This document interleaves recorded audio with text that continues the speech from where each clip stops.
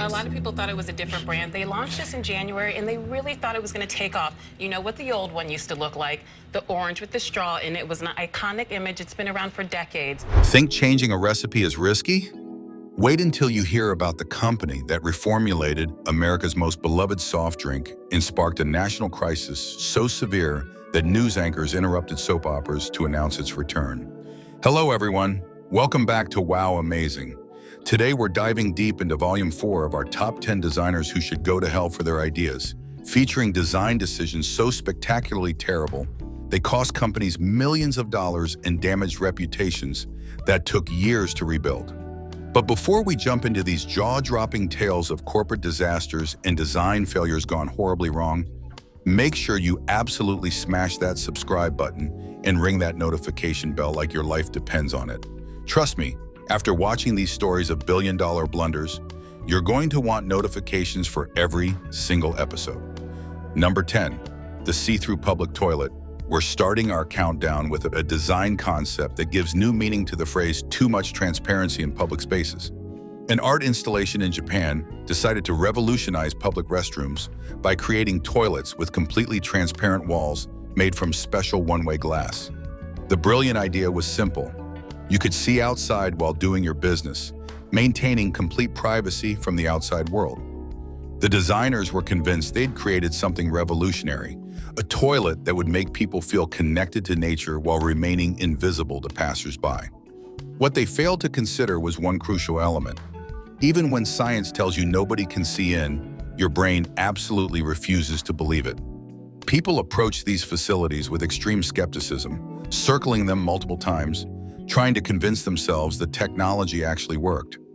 The psychological warfare these toilets waged on people's bladders was intense, creating a standoff between urgent needs and primal fear of public humiliation. Parents refused to let their children near them, elderly people avoided them entirely, and tourists treated them like photo opportunities rather than functional facilities.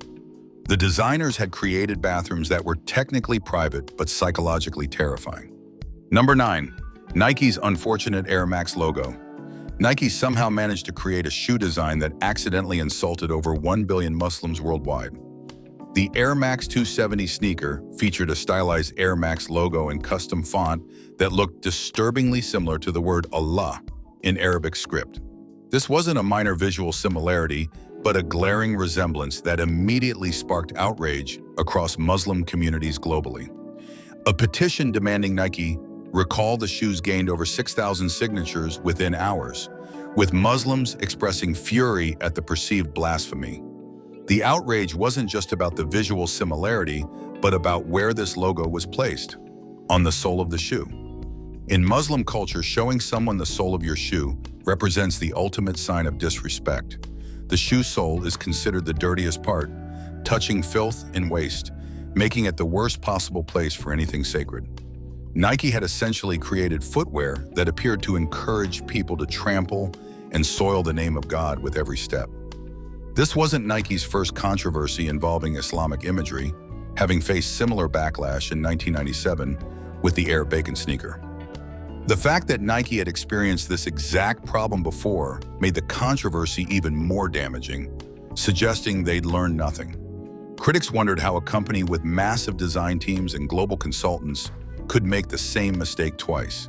The design process apparently lacked adequate cultural sensitivity review, with nobody flagging potential religious concerns before production. Nike eventually apologized and pulled the shoes from Middle Eastern markets, but the damage to their reputation had been done. The incident raised serious questions about Nike's design approval process and whether they had anyone reviewing products for potential offense. The controversy highlighted the challenges of global brand management and the importance of cultural competency in design processes. Nike survived the scandal, but the Air Max 270 controversy remains a cautionary tale about cultural awareness in global product design. Number 8, the stairs that go nowhere. Imagine you're a student rushing to class, late because you overslept, desperately trying to find the right building on your university campus. You spot a beautiful outdoor staircase that seems to lead exactly where you need to go, and you start climbing with hope and determination. But as you get closer to the top, something seems wrong.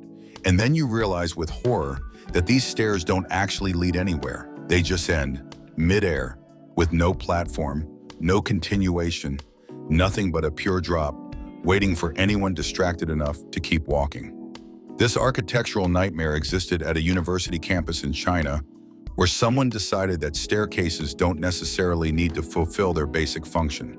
The design was probably intended as some kind of artistic statement, but what it actually became was a lawsuit waiting to happen. The stairs looked completely normal from the ground level, with nothing indicating they were essentially a prank played by architects on unsuspecting students. People would start climbing, assuming like any rational human that stairs go somewhere, only to discover at the top that they just climbed a decorative death trap. The university had to install barriers, warning signs, and eventually fencing to prevent students from accidentally walking off the edge. Some students reported nearly walking straight off before catching themselves at the last second, experiencing heart-stopping moments that definitely weren't part of their educational experience.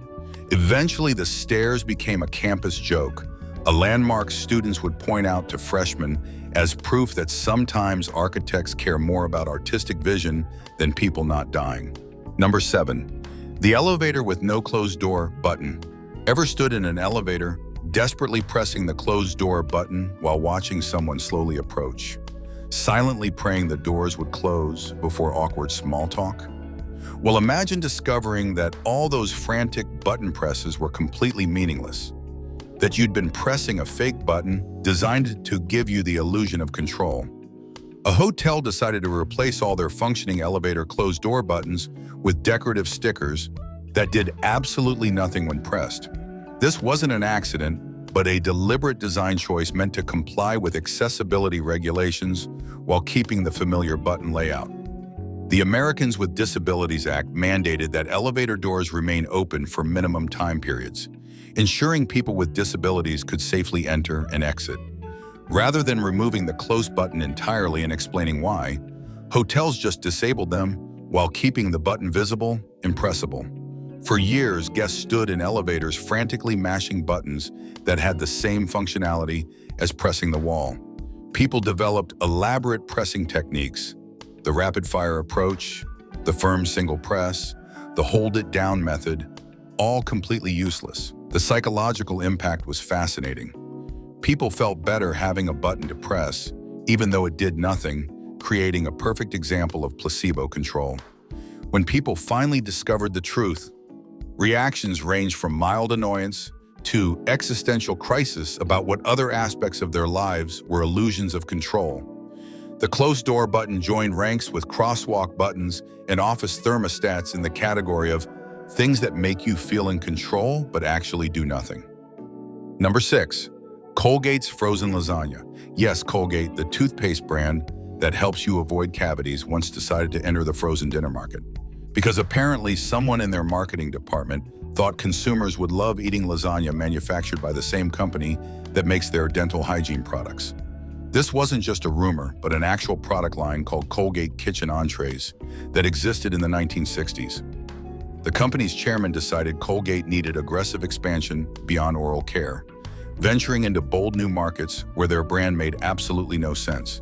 Their brilliant strategy was to create frozen chicken and crab meat entrees, hoping consumers would eat Colgate food and then brush with Colgate toothpaste. What they failed to consider was the powerful psychological association people had between Colgate and minty fresh toothpaste flavor. The moment people saw Colgate's name on frozen food packaging, their brains immediately conjured images and tastes of toothpaste, creating the opposite of appetite appeal. The products were test marketed in Madison, Wisconsin, where confused shoppers encountered chicken entrees bearing a name they associated with oral hygiene.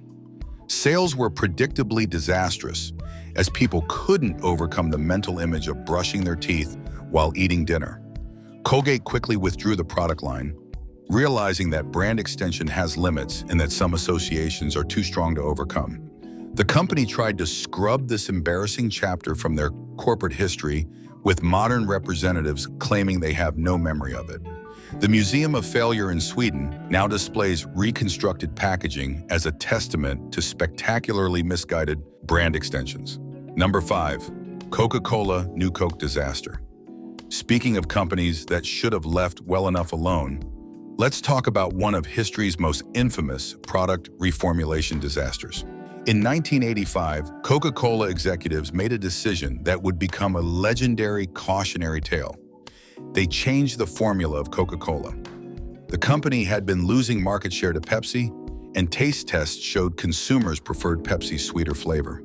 So naturally, Coke executives decided to make their product taste more like their competitors, because copying the competition always works brilliantly. They conducted extensive research and blind taste tests that mostly showed positive reactions to the new sweeter formula. What they failed to account for was the deep emotional attachment Americans had to original Coke, treating it as part of their cultural identity. The launch press conference was already a disaster, with reporters fed questions by Pepsi, which was terrified New Coke would erase their gains.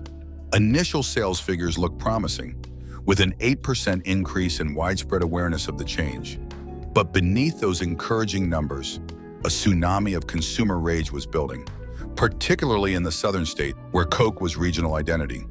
The company received over 40,000 angry calls and letters, with their hotline overwhelmed by 1,500 calls daily. One letter addressed the CEO as Chief Dodo, while another asked for his autograph as one of the dumbest executives in American business history. Protesters organized boycotts, formed advocacy groups, and even filed lawsuits demanding the return of original Coke. Even Fidel Castro weighed in, calling New Coke a sign of American capitalist decadence. After just 79 days, Coca-Cola announced the return of the original formula. The news was so significant that ABC's Peter Jennings interrupted General Hospital with a special bulletin. The company rebranded the original as Coca-Cola Classic, and within months it was substantially outselling both New Coke and Pepsi. The entire disaster cost millions and became the ultimate example of corporate hubris and market research gone wrong. The lesson was clear: don't fix what isn't broken and don't reformulate American cultural icons. Number 4, the Barbie that said math is hard. Mattel somehow thought it was brilliant to program their talking Barbie doll with the phrase "math class is tough." This wasn't just a minor messaging misstep, but a design decision that reinforced harmful gender stereotypes to millions of young girls during the 1990s.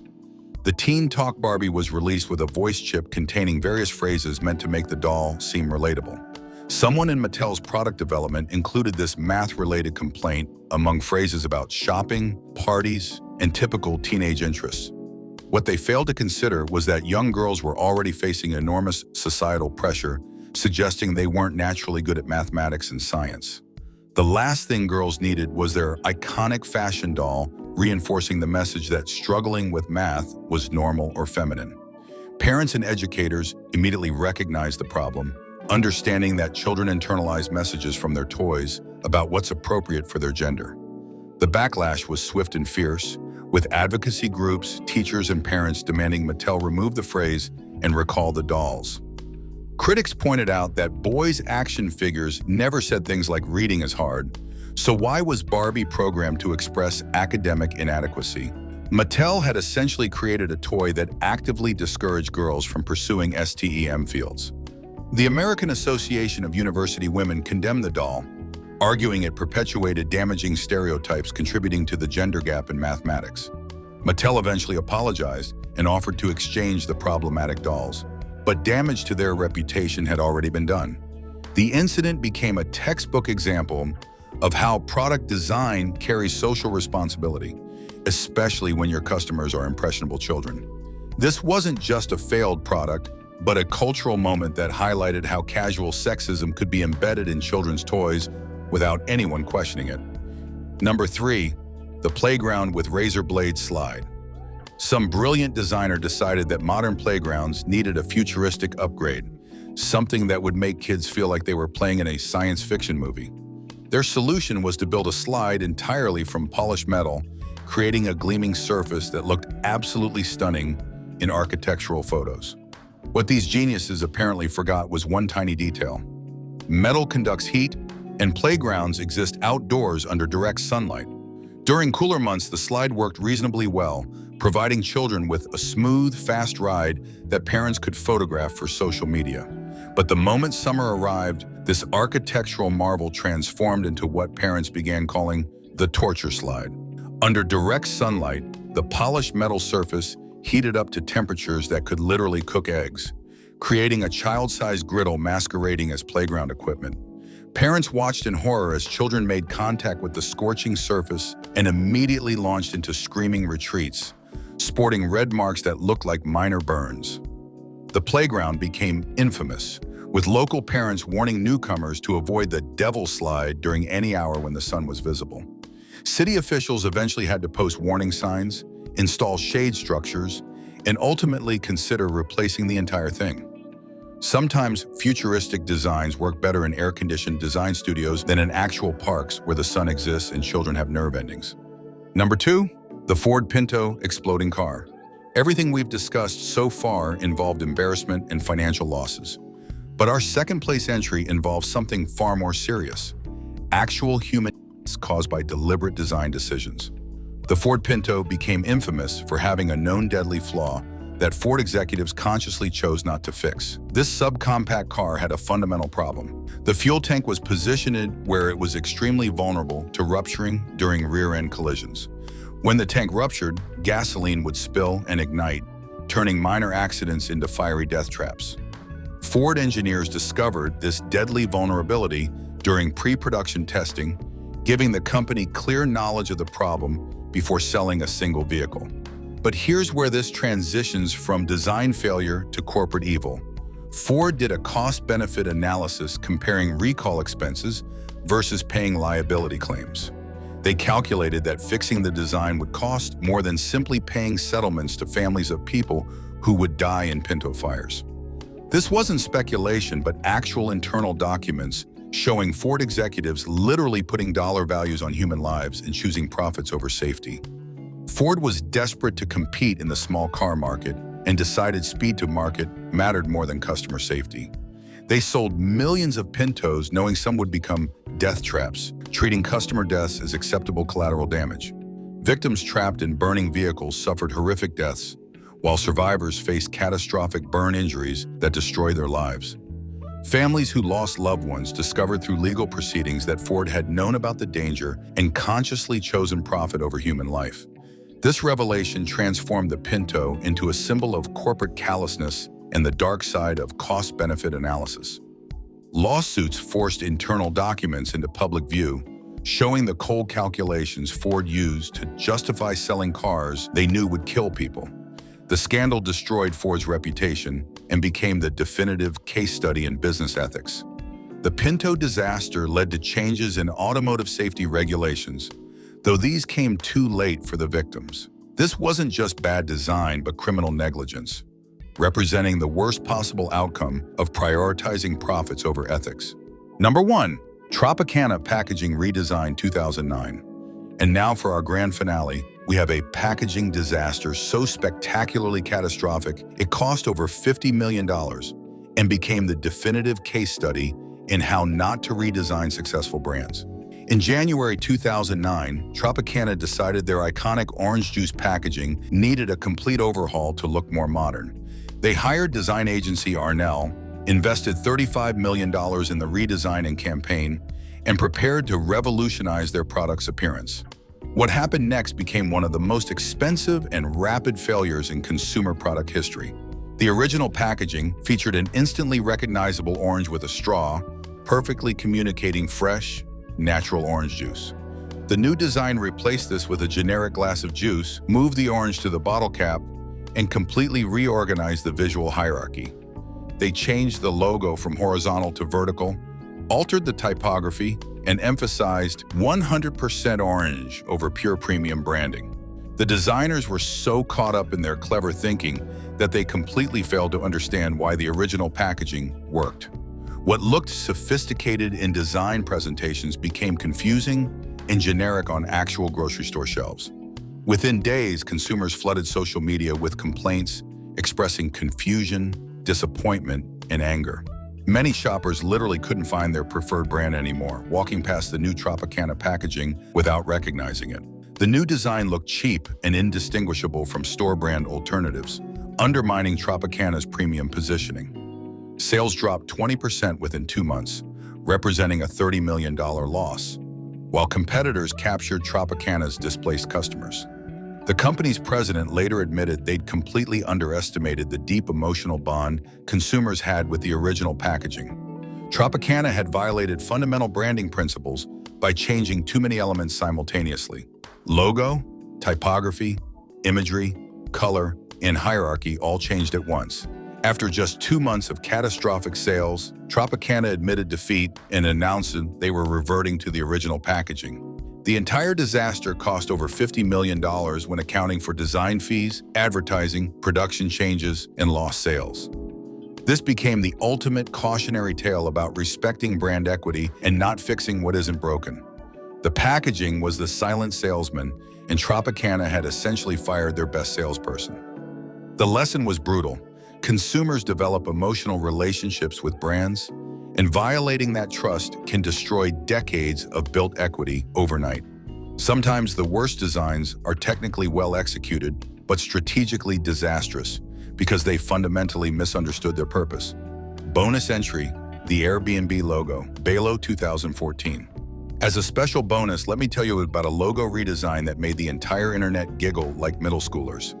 In 2014, Airbnb launched a major rebranding featuring a new logo they call the BALO, supposedly representing belonging. Design Studio created an elegant, minimalist symbol combining concepts of people, places, love, and Airbnb into one unified mark.